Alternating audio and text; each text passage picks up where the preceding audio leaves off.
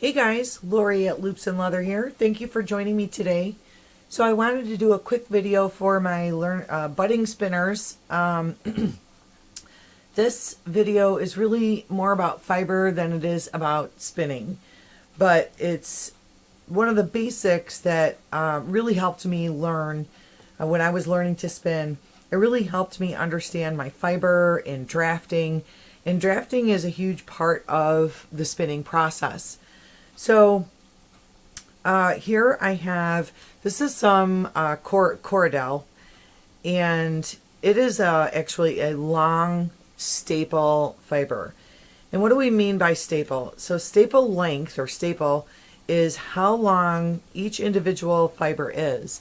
And as you can see, as I'm pulling this, it's really, really long. This sheep had a really, really long fleece.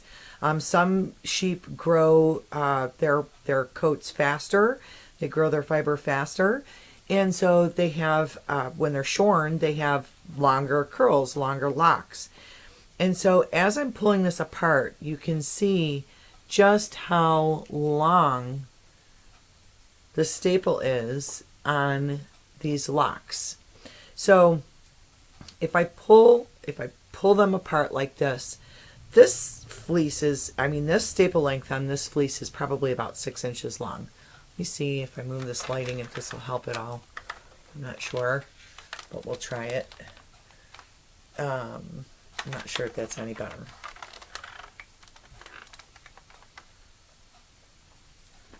So this is about, like I was saying, this is about 6 inches long. And when we are spinning, we do what we call is drafting. So drafting is the process of pulling out some of the fiber from our bundle, whether it's carded or combed top, roving, whatever form you get your fleece in. You're pulling out fibers and you're adding twist. And the twist can be from a drop spindle, it can be from a spinning wheel, but basically you're putting in twist and then you're pulling out more and adding more twist. And that is what we call a single. Once you get enough twist built up in there, and I'll see if I can demo a little bit here. Once you get enough twist built up in there, if you turn it back on itself, it spins together the other way. And that is actually a 2-ply yarn right there. So when we're talking about staple length and spinning and drafting is the process of pulling more fibers out. The staple length gives you an idea of how far back you need to go or to keep your hands to get more fibers. If you're pulling and you're this close on a 6-inch staple, nothing's going to come out because you're still shorter than the fiber length. So you have to get farther apart when you're drafting a fleece that has a really long staple length. Okay, so that's one example. That's a Corridel. Here is a Shetland. So this is a Shetland fleece that I've been processing by hand. And if you look at this one, the staple length is much shorter. You see how easily that comes apart?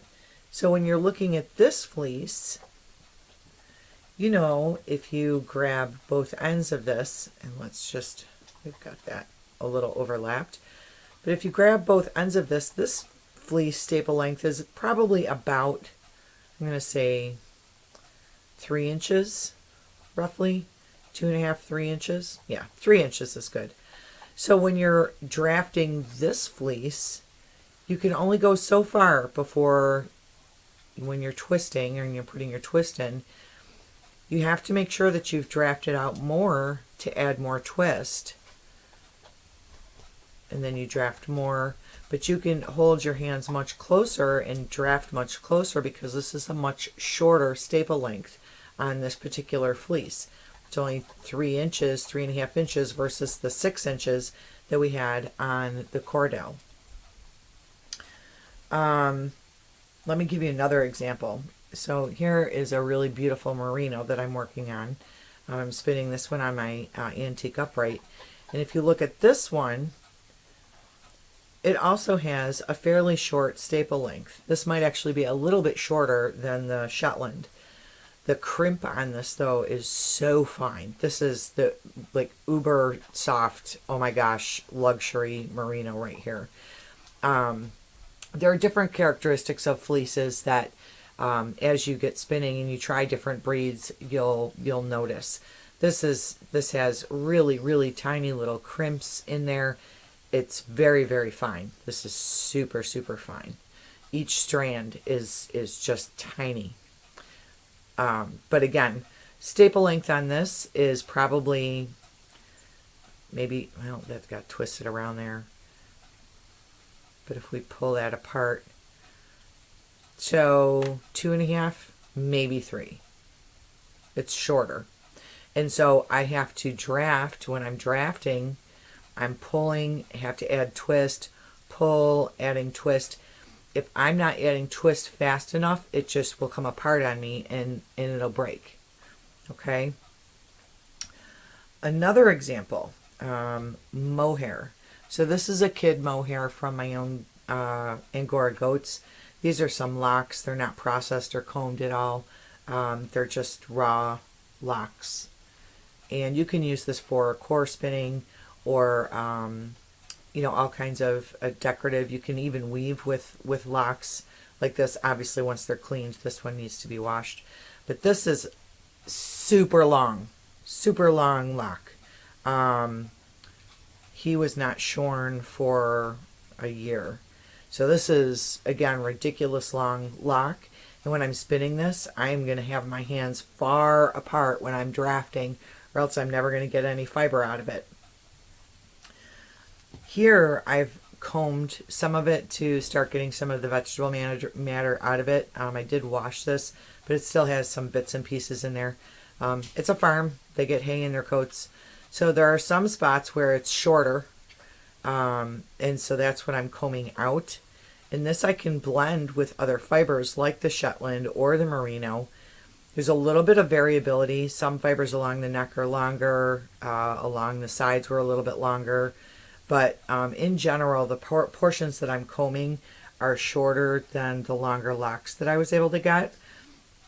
But again, you can see that some of this is much longer. It's about, 4 or 5 inches. Some of it is a little bit shorter. But when I blend it with other fibers, I just comb it all together and it works out. But you do have to adjust how far your hands are when you're drafting and kind of feel it. You can kind of see it slipping against itself. And this is also super fine. This is a first clip, so it's just incredibly soft. Mohair doesn't have the same crimp as wool, as well as wools that we tend to spin. And the crimp is the little kinks within each fiber, or in each strand. So this has a bunch of kinks in it. This is like silky smooth straight. This is more like hair, actually. It's doesn't have the crimp in it. So you can spin mohair by itself. I've done it. It's gorgeous. Depending on the quality of the mohair, some of it's super fine like this. Other is more coarse and can be used for making cinches for saddles or collars. It's used for, you can make carpet warp with this. You can core spin it and use it for weft and weaving carpet, or rugs, throw rugs. So mohair is very versatile. You can, depending on the quality of the mohair, you can go from next to skin soft like this up to like an older, coarser fleece you might use for making bags or throw rugs. So that's mohair. The last one I want to talk about is silk. So you can get silk in various forms. I've spun with silk top, with silk lap, which is more like batting, and each one is different, and there's an art to spinning silks in the different forms that it comes in. I bought this as a silk top. So when we talk about silk top or roving, like top, that's supposed to be the finest, combed, everything's aligned, straight. Basically just pull it off the end and start spinning. No prep work needed. It's ready to go. Well, this is a repurposed sari silk. And I got it not realizing, look at the staple length on this. When I pull this apart, it's like, if I'm lucky, this is maybe 2 inches long at the best, and closer to an inch long. So this is not something that I will spin on its own. These are little bits. There's no staple length there at all. I mean, it's, you know, it's about an inch, maybe 2 inches long. Certain spots might be 2 inches long, but for the most part, this is about an inch long. Spinning something like this is not going to be something that I'm going to enjoy. I'm going to be just pull, draft, pull, pull. It's just not spinning fiber. This is something that you would probably blend with something else. It can be included to make little neps, little color pops, to spin like a Tweety type yarn. I'm actually thinking about trying to blend some in. I'm going to put some of this Cordell on the carder and see if I can blend in little bits. I'm not quite sure how that's going to work because the Cordell's so long, but it might blend okay for little color pops. Even if I do it as I'm going, that might turn out really pretty. So I'm going to play with this silk and see what I can do with it. It definitely is a lot shorter than I anticipated. It came to me in this format, so, you know, I'm looking at these long strands, this basically like roving of silk, and thinking, oh, that's gorgeous. I mean, this is like almost a neon purple. This is stunning, bright, gorgeous pop. But when I pull that off of there, all of a sudden I'm like, oh yeah, this is not something that's going to just spin up. It has to be blended. So wasn't necessarily what I expected, but it still is gorgeous. It's still soft. The luster and shine is, you know, I mean, it's beautiful.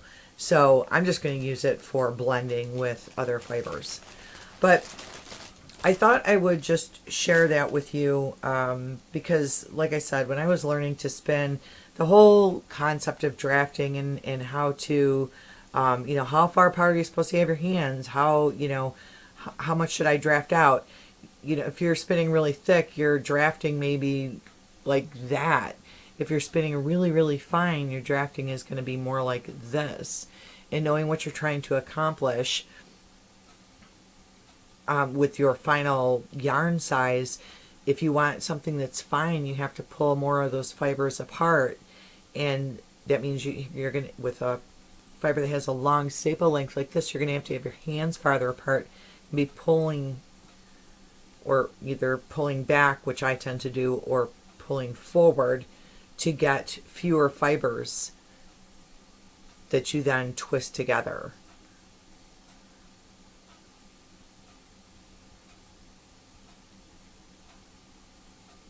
And I hope that makes sense to folks. So if I twist this, where it's got a lot of fibers together, the diameter of my single is going to be much thicker. And so when I ply, I'm going to have a thicker final yarn.